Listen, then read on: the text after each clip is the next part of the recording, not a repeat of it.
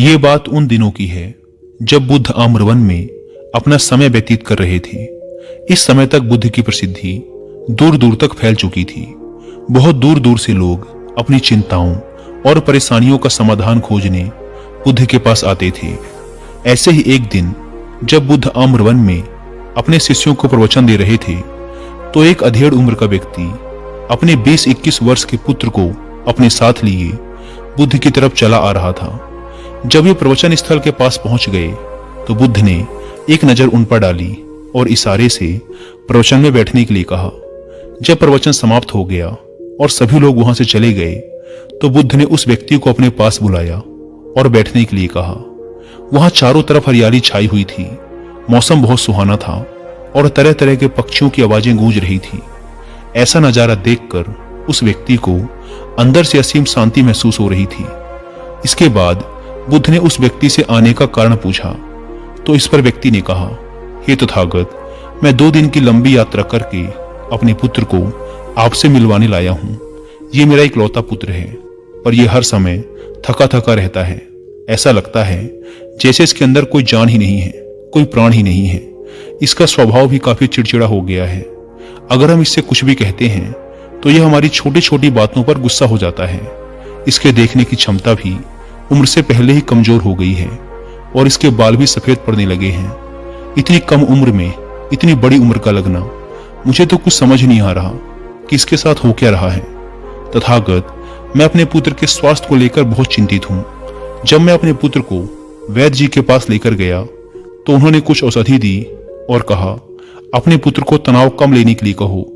वो अपने दिमाग में बहुत अधिक तनाव लेता है, इसीलिए उसकी ऐसी हालत हो गई है। लेकिन मुझे उनके बहुत समझाने के बाद भी तनाव का मतलब समझ नहीं आया। मुझे नहीं पता कि तनाव होता क्या है, यह किन कारणों से आता है और उसे कैसे अपने पुत्र के दिमाग से निकालूं। लेकिन मुझे सबसे पहले तो यह समझना है कि तनाव होता क्या है। इसीलिए तथागत, मैं आपके पास आया हूं। कृपया आप मेरी समस्या का समाधान कीजिए। यह सुन बुद्ध उसके पुत्र को बड़े ध्यान से देखते हैं, उसके चेहरे को देखते हैं, उसकी आंखों को देखते हैं और फिर उसके हाथों की नब्ज को भी देखते हैं। यह सारी विधि करने के पश्चात बुद्ध उस व्यक्ति से कहते हैं, तनाव लेना तो कोई नहीं चाहता, लेकिन फिर भी यह तनाव लोगों के दिमाग को दीमक की तरह पकड़ लेता है और व्यक्ति जान भी नहीं पाता कि वह तनाव में जी रहा है। लेकिन अगर व्यक्ति तनाव के कारणों को अच्छे से समझ लेता है और तनाव के बारे में कोई ऐसा पैमाना बना लेता है जिससे वह जान सके कि वह कितने तनाव में है, तो वह इस समस्या का समाधान भी खोज सकता है। सबसे पहले तो तुम ये समझो कि तनाव होता क्या है।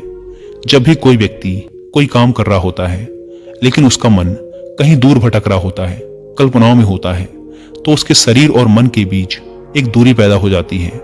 यह दूरी जितनी अधिक होगी, व्यक्ति उतनी ही ज्यादा बेहोशी की अवस्था में होता है और शरीर व मन के बीच की इसी दूरी, इसी खिंचाव को तनाव कहा जाता है।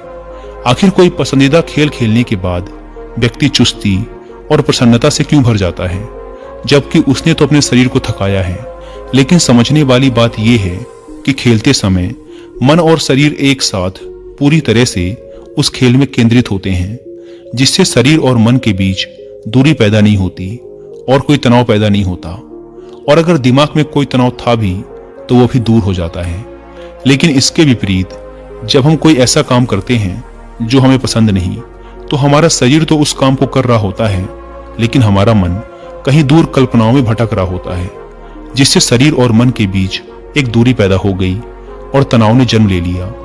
इसीलिए व्यक्ति को एक समय पर सिर्फ एक ही काम करना चाहिए और अपने तन और मन की सारी शक्ति उसी एक काम पर लगा देनी चाहिए, जिससे व्यक्ति के अंदर तनाव पैदा ही ना हो। इसके बाद बुद्ध ने कहा, तनाव पैदा होने के मुख्य 8 कारण होते हैं और जिसने इन कारणों को समझ लिया वह जीवन भर तनाव मुक्त रह सकता है। मुख्य कारणों में सबसे पहला कारण है अति महत्वाकांक्षी होना। महत्वाकांक्षी होना अच्छी बात है, लेकिन क्या कभी आपने इस बात पर ध्यान दिया है कि इंसान के लक्ष्य कभी पूरे ही नहीं होते। उसका एक लक्ष्य पूरा हुआ नहीं कि वह दूसरे की तरफ भागने लगता है, दूसरा पूरा हुआ तो तीसरे की तरफ, और इस तरीके से वह अपने लक्ष्यों को पाने के लिए जिंदगी भर गोल गोल घूमता रहता है। इसीलिए जो व्यक्ति अति महत्वाकांक्षी होता है, जिसने बड़े बड़े लक्ष्य बनाए होते हैं, वह वर्तमान में कभी रह ही नहीं पाता उसका मन सदैव भविष्य की योजनाएं बनाने में ही व्यस्त रहता है। उसका शरीर तो वर्तमान में रहता है, लेकिन मन भविष्य में ही रहता है, जिससे मन और शरीर के बीच दूरी पैदा हो जाती है और वह तनाव भरी जिंदगी जीने लगता है। बुद्ध के मुंह से यह बात सुन उस लड़के ने कहा, बुद्ध, तो फिर इसका मतलब है कि हमें लक्ष्य नहीं बनाने चाहिए, क्योंकि लक्ष्य बनाना भी तो महत्वाकांक्षा ही है। इस पर बुद्ध ने कहा, जीवन में लक्ष्य बनाना कोई गलत बात नहीं, लेकिन समस्या तब उत्पन्न होती है जब हम अपना पूरा ध्यान उस लक्ष्य से मिलने वाले परिणाम पर ही लगा देते हैं और उसके परिणाम की चिंता करते रहते हैं। व्यक्ति को वर्तमान में जीना आना चाहिए।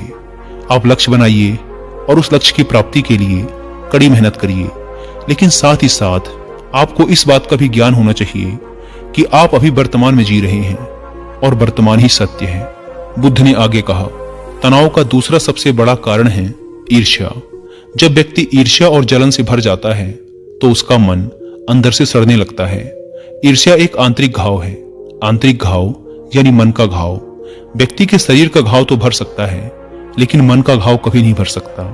इसीलिए व्यक्ति को दूसरे की खुशी और तरक्की से कभी ईर्ष्या नहीं करनी चाहिए, क्योंकि ईर्ष्या तनाव का कारण है। इसके बाद बुद्ध ने तनाव का अगला कारण बताते हुए कहा कि अरुचिपूर्ण काम करने से भी मन में तनाव पैदा होता है।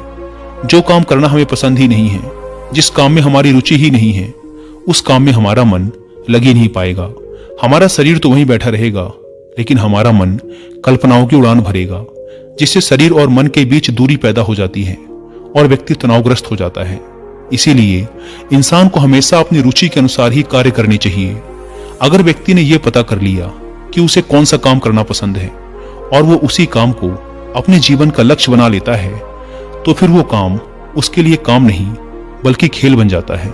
लेकिन दोस्तों, अपने पैशन को फॉलो करो, ये कहना जितना आसान है उतना ही मुश्किल है अपने असली पैशन को फाइंड करना। क्योंकि आजकल ज्यादातर युवा सोशल मीडिया और अपने फेवरेट सेलिब्रिटीज से इन्फ्लुएंस होकर किसी भी काम को अपना पैशन मान लेते हैं और फिर थोड़े दिनों तक प्रयास करने के बाद उसे बीच में ही छोड़ देते हैं, क्योंकि वो उनका पैशन था ही नहीं।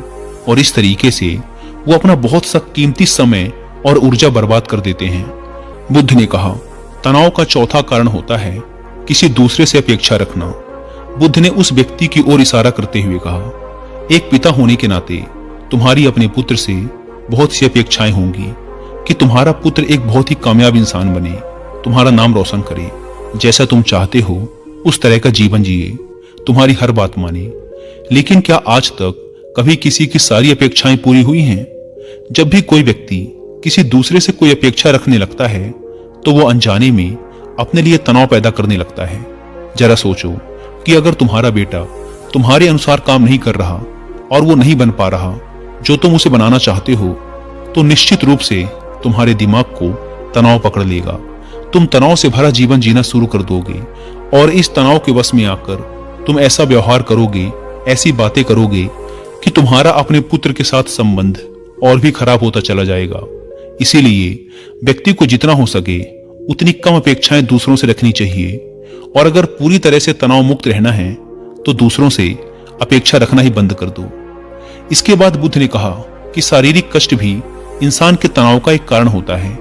जब व्यक्ति किसी शारीरिक पीड़ा से गुजर रहा होता है तो उसका पूरा ध्यान बस अपने उस शारीरिक दर्द पर होता है और वह पूरे दिन बस उसी के बारे में सोचता रहता है, जिससे उसका मन दुख के विचारों से भर जाता है और ऐसी स्थिति में व्यक्ति तनावग्रस्त रहने लगता है।